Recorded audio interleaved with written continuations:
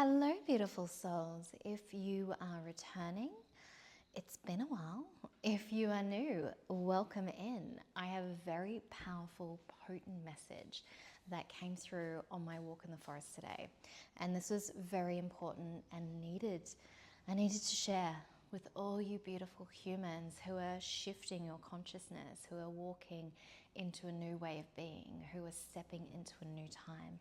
This is for you, my love.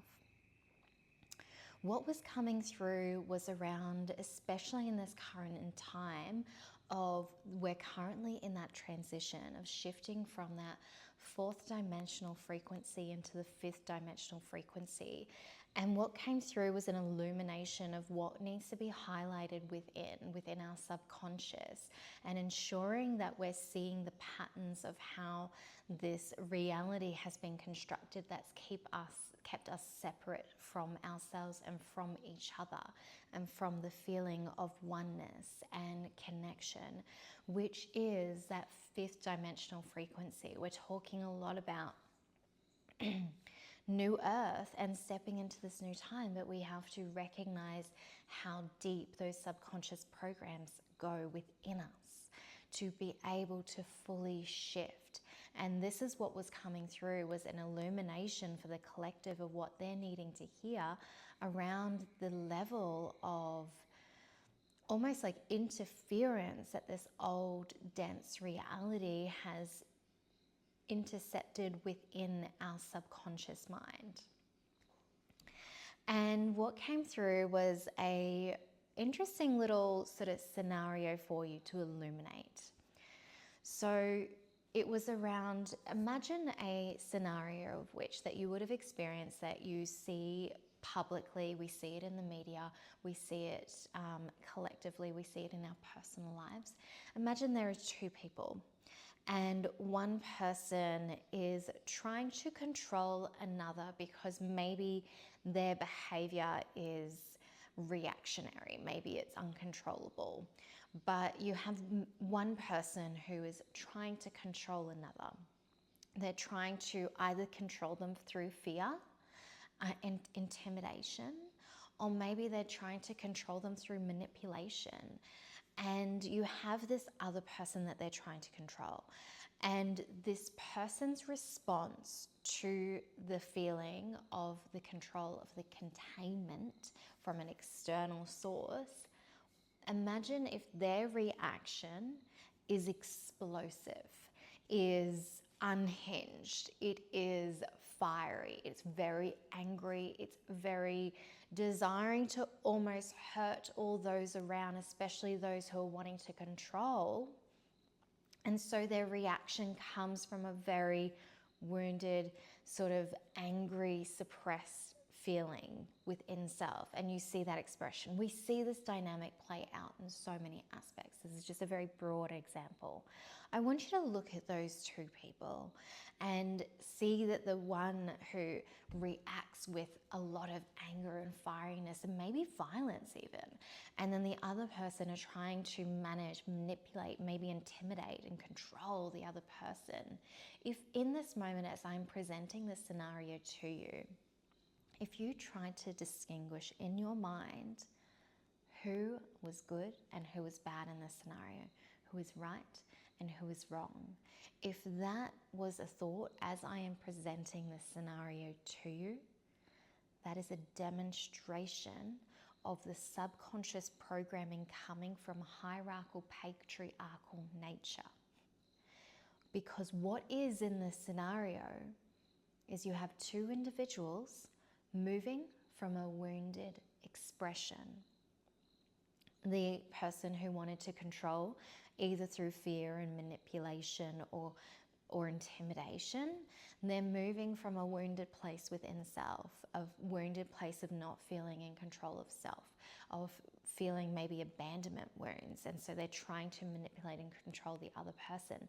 The other person responded from a wounded expression because they're responding from a very angry, very desire to hurt all those around them place. They're both moving from a wounded place. There is no good and no bad. There is no right and no wrong.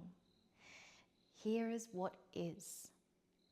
Both are moving from a wounded in expression within self, which comes from disconnection within, disconnection with themselves, with their body, with their emotions, and disconnection of all that surrounds them, with earth, with Gaia, with other people, with the collective. So it both comes back from a feeling of disconnection. When our mind tries to put them in either two boxes of either good or bad, this comes from the basis of the structure of needing to, where they've created the idea of good and evil, where something is demonized as being evil. So in that scenario of those two people that are just moving from a wounded expression, if someone outside of them decided one was good, one was bad, the bad person would be shunned. They would be potentially receive consequences for their actions. So that's further disconnection. So both of this comes from a place of disconnection. But yet, if we choose one to demonize, then we create further disconnection and separation between them. And yet both of those expressions, every one of us can understand moving from that place.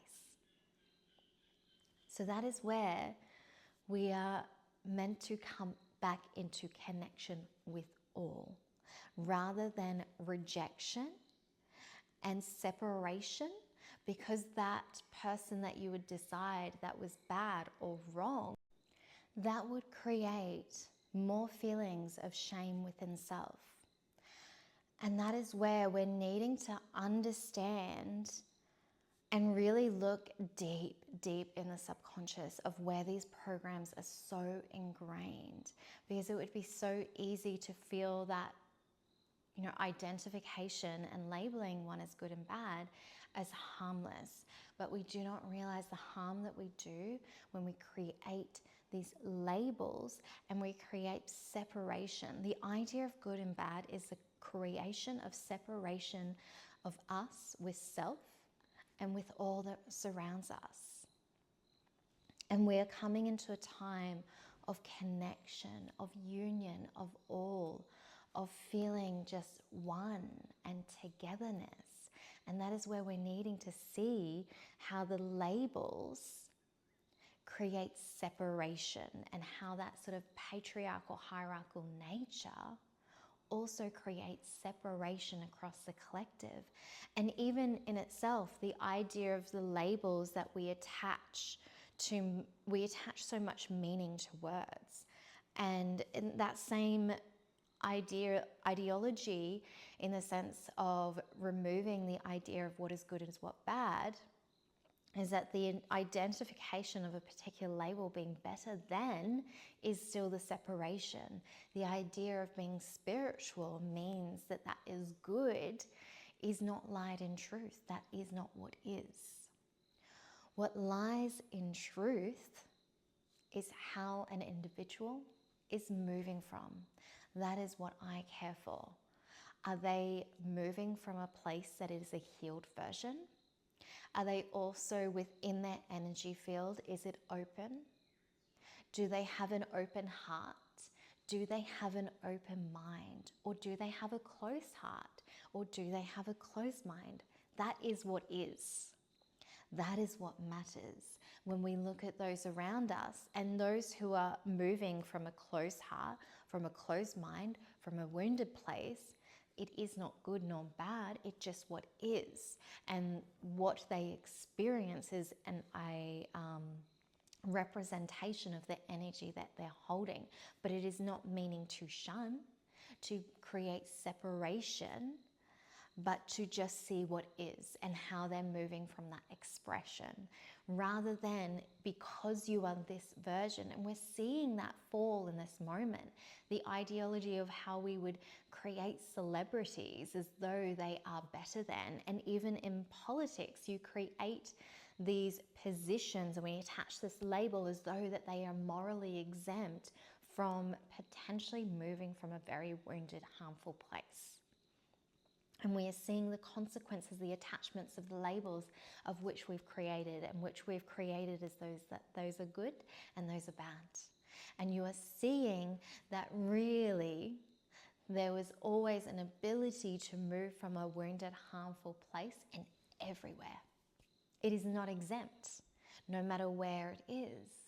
And so this identification and this attachment between separating people from identifying them as good and bad, and also holding attachment to words as though it is a representation of someone's energy, has been a prison that we have created for ourselves. And after this message came through, I did hear a very strong message of somewhat of a warning, and yet also just a really important thing to really understand. We as humans, and I am guilty within myself, of attaching so much to words in the English language. And I very much see this everywhere. And I certainly see this in the spiritual community. You certainly see this in religion and with so many different, whatever your belief system, everywhere. There is such an attachment to words that also is a limitation. And what was coming through was around, do not hold attachment to the words that you create. And in that, when we're listening, and especially even they actually brought me an example of these sorts of messages, the messages from those who are connected and sharing messages from beyond, I noticed that there is a particular language that one person will speak. They'll use the same sort of wording, but in a very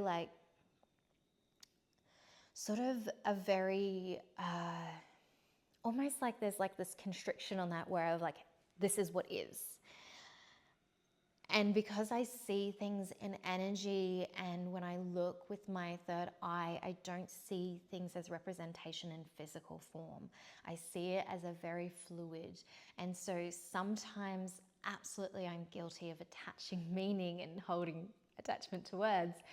But there is also more of a fluidity of my wording, whereas sometimes I use this word, for instance, like source or God or universe or spirit or whatever, like there's a fluidity of just whatever flows out, but not an attachment of this is the one word and I just only repeat that same thing so you understand the language. There is an importance of being able to communicate for us to understand and help us shift, but we need to begin to be able to listen with our heart. So listen with feeling. So even with this message, listen with an openness of opening your third eye and allow whatever the representation of what comes through to you to make sense for you, rather than holding the attachment of the meanings of the words of which I'm using, but more use this as a concept and open your third eye and allow it to almost reveal itself to you that makes sense from your unique energy. Because we're needing to move from a rigid sort of way of holding attachment, but more of fluidity and neutrality.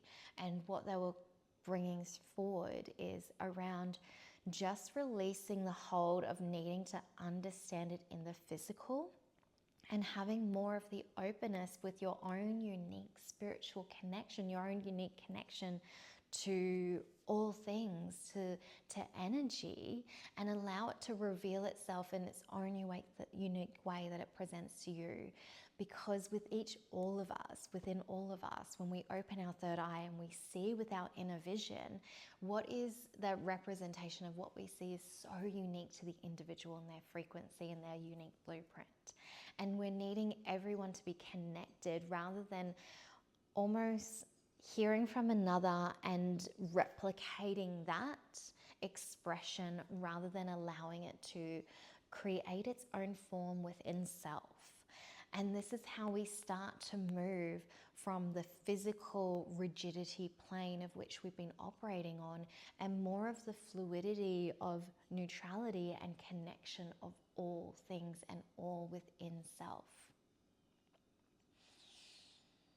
This is such a powerful and potent message of really looking deep within our subconscious, really seeing the intertwine of how we continue to try to bring forth the old ways and old patterns and old belief systems into a new way, which is always going to keep us separate. So when you're kind of holding these ideas and these frameworks that come from an old paradigm, and you're trying to just shift the wording and the language to change its form into a new, it doesn't have the same frequency. And we're trying to move out of needing to always understand it within our consciousness, but move more into the sense of the fluidity of feeling and creating from feeling, from hearing with our heart, listening with our heart, and creating form in its own unique way that is going to present for you.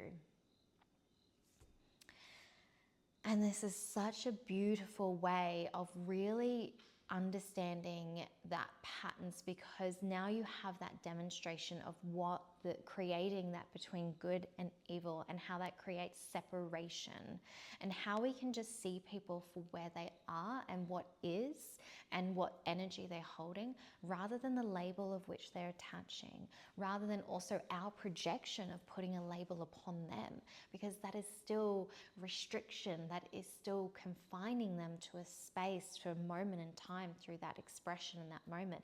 And yet we can change it every single moment. So we're needing more freedom within our thought. We're needing more allowing people to be what is. It doesn't mean that if their expression is from a wounded place that they have to be in your world, but just see them for where they are in this very, very moment, and continue to allow yourself to see people for where they are, not where they potentially could be, not where they have been, but where are they in this very moment, and whether that is in resonance or not. But rather than rejection and shame, but just allowing it to be. Neutrality is really the energy of where we're needing to move more into. Is there anything else that is needing to come through and tie this all together? Know that we're still learning. Know that we're still finding our way. But be open and be curious with your own mind. Be open and curious with your own ways of moving, your own unique expression, your own unique way of seeing what is all things and beyond, and source and the universe, and any word that you would like attached meaning to. Find your own unique way. Express from your own unique way. See from your own unique way. Allow your movement, your fluid, your thoughts to be fluid. And have fun and play and be curious. Because it is a beautiful time, and we are in this phase of learning and finding our new way, which means that we're on that path. We're already walking towards it. For this to come through, it means we've created ripples and changes. And I send you so much love, and I thank you for being with me.